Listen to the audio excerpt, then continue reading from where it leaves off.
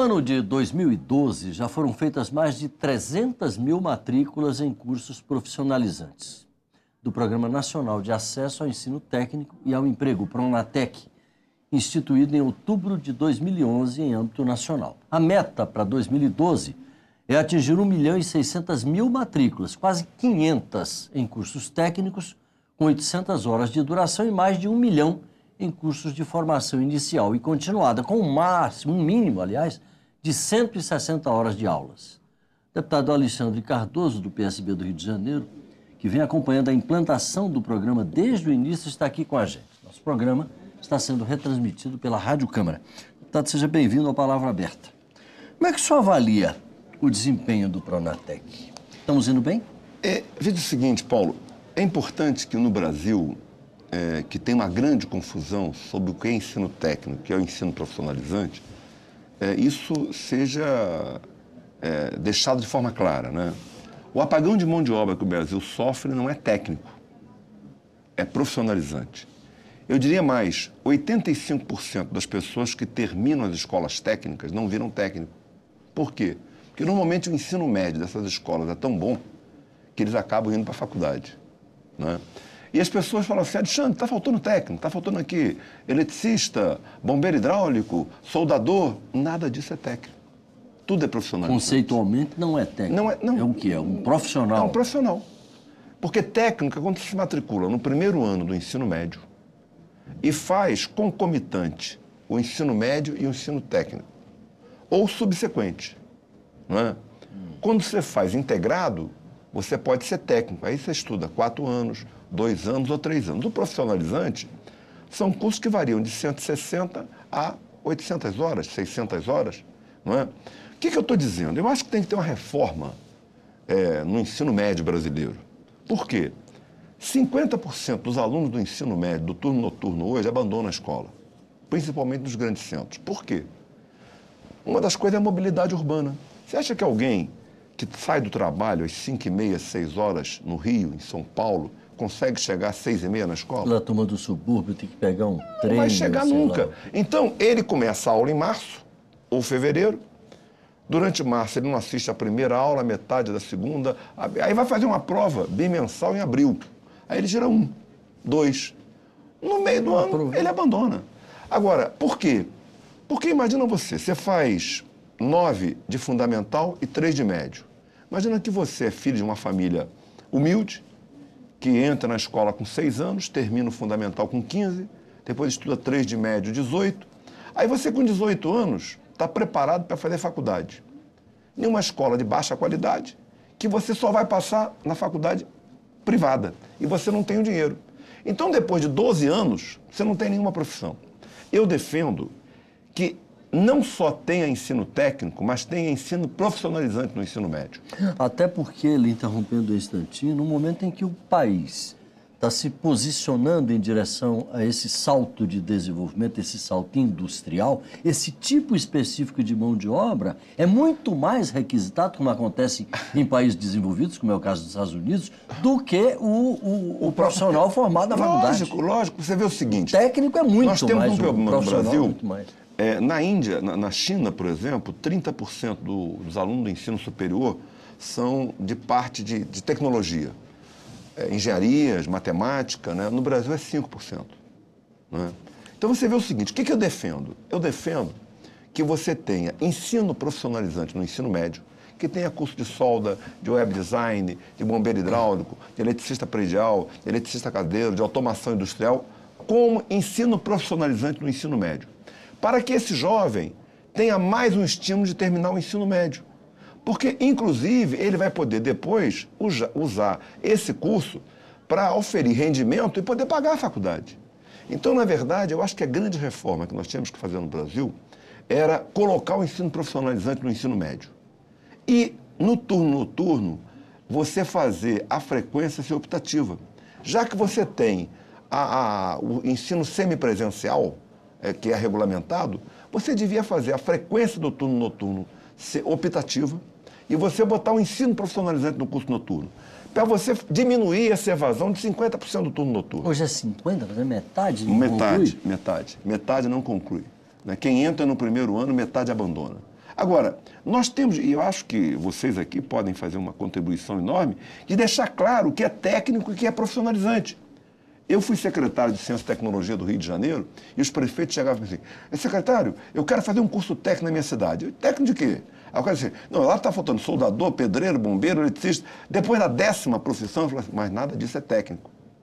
Porque as pessoas não sabem a diferença do ensino técnico para ensino profissionalizante. Eu diria o seguinte, 80% do apagão de mão de obra nesse Brasil não é técnico, é de profissionalizante.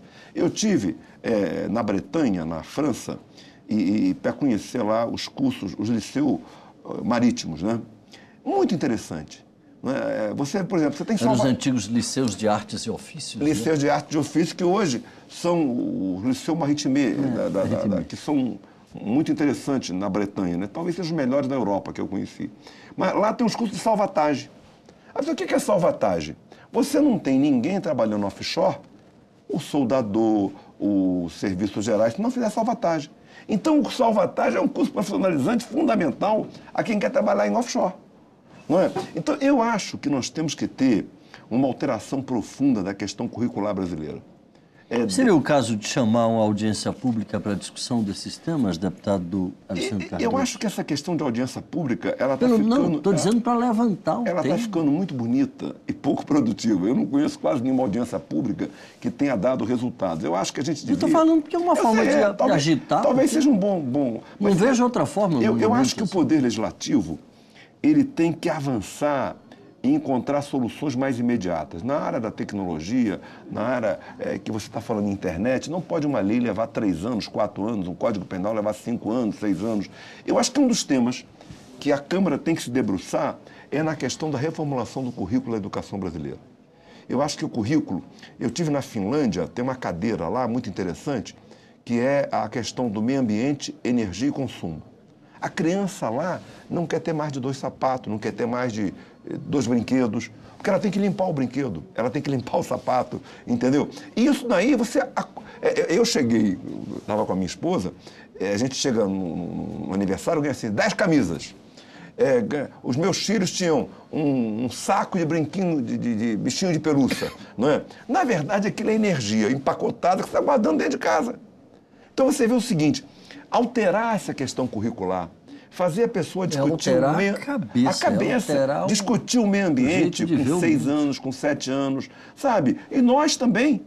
Eu outro dia falei, falei para minha esposa, eu tenho 10 camisas, 12 camisas, tinha camisa, Paulo, que eu não usava há 6 meses, entendeu? Isso acontece com livro, acontece com livro, então, outro dia eu fiz uma coisa lá em casa também, que todo mundo achou que era loucura.